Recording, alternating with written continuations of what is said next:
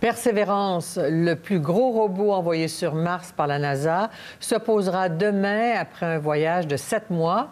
Il s'agit d'une prouesse d'ingénierie qui a mobilisé des scientifiques et des ingénieurs de partout dans le monde.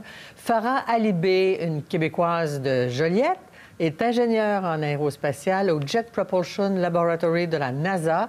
Elle fait partie de l'équipe qui va travailler sur cette mission. Demain, c'est vraiment le grand jour et on la remercie de prendre quelques minutes pour nous parler. Je dis bien que demain, pour vous, c'est un grand jour. Est-ce un aboutissement après ces 7 mois? C'est votre deuxième envoi de robots sur Mars. Mais là, demain, en quoi c'est un grand jour pour vous? Bien, en fait, ça fait 7 mois qu'on voyage vers Mars et là, demain, c'est les 7 dernières minutes. En fait, c'est les plus importantes, les plus difficiles du voyage de Mars. C'est quand on rentre dans l'atmosphère. Les 7 dernières minutes, c'est ça, le temps que ça nous prend d'atterrir sur la surface de Mars. Et il faut que tout se passe exactement comme planifié pour qu'on ait un atterrissage demain matin, demain après-midi. Oui, vous devez être fébrile. On perd le sommeil sur ce défi-là, Madame Alibé. Oui, je suis énervée, excitée, un peu de tout. Ça va être vraiment très difficile de dormir ce soir. C'est pas souvent qu'on peut dire que demain, je vais atterrir un robot sur Mars. Donc, j'en profite. Toute l'équipe est excitée. Donc, ça va être un grand moment demain. Alors, vous dites que c'est les 7 dernières minutes la plus grande peur, mais vous avez tellement travaillé fort que est-ce qu'il y a vraiment un risque ou c'est certain que ça va bien aller? On a tout testé, on s'est préparé, on a appris d'autres missions qu'on a atterri, qui est différentes températures, différents vents ou n'importe quel petit... Ah, mais ça bouleverse aussi le rapport au temps. Les journées sont pas les mêmes, les années sont pas les mêmes.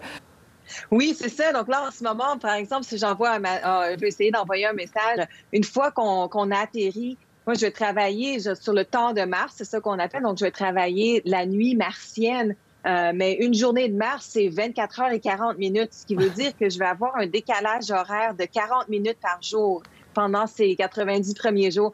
Je veux dire que j'ai envoyé une liste à maman des heures qu'elle peut m'appeler pour qu'elle sache à quelle heure je suis sur Mars. Ouais. Elle habite en France. Déjà, c'est difficile que je suis à Los Angeles, mais là, c'est encore plus difficile parce que je vais être sur Mars. Vous me permettrez, parce qu'il y a des beaux reportages, vous avez été très généreuse de votre temps pour des entrevues. J'ai mentionné Joliette en ouverture.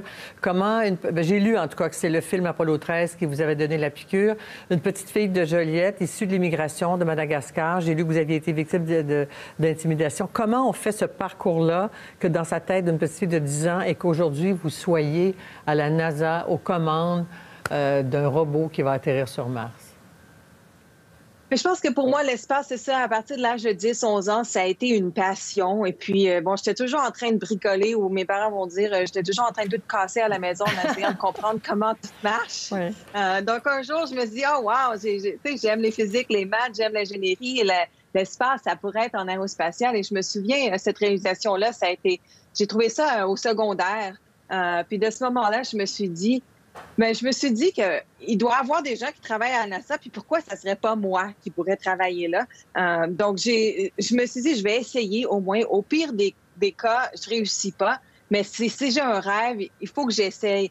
Puis c'est sûr qu'il y en a eu des échecs. Tout le monde me demande, c'était quoi ton chemin? Mais c'était pas un chemin direct. Il y en a eu bien des détours, des moments où on m'a dit non, des moments où j'ai échoué. Mais je pense qu'à chaque fois, c'est un rêve que je voulais tellement atteindre que je réessaye, je redemande, je renvoie une demande de stage ou de job. Et puis, éventuellement, je me suis retrouvée ici. Comme quoi, la sonde porte un bon nom pour vous, Persévérance. C'est la clé de votre mission à vous, non? Ah ben oui, vous avez raison, je n'avais même pas réalisé. Ah, voyez-vous.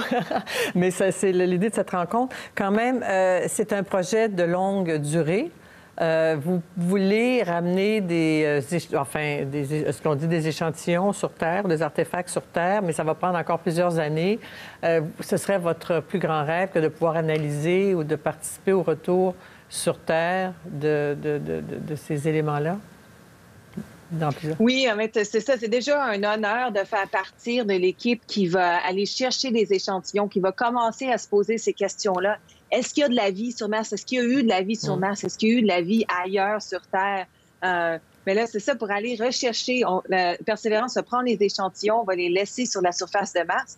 Si vous pensez, pour aller les chercher, ces échantillons-là, il va falloir atterrir une autre mission, puis il va falloir atterrir une fusée sur Mars dans laquelle on va mettre les échantillons qui vont les ramener vers la Terre. Puis on s'imagine du niveau d'ingénierie comment c'est déjà compliqué d'envoyer une fusée de la Terre, mais là, d'envoyer ça dans une planète à des millions de kilomètres pour ramener ça sur Terre, c'est comme, du côté d'ingénierie, c'est que ça va être un avancement de technologie, puis je veux faire partie de l'équipe qui va faire ça. Donc, vous en avez au moins pour 9-10 ans encore là, à la NASA et sur ce projet-là. C'est votre bébé, en fait. Bien, on verra. On commence en persévérance, puis après, la prochaine étape sera l'année prochaine. C'est bon, que je puisse...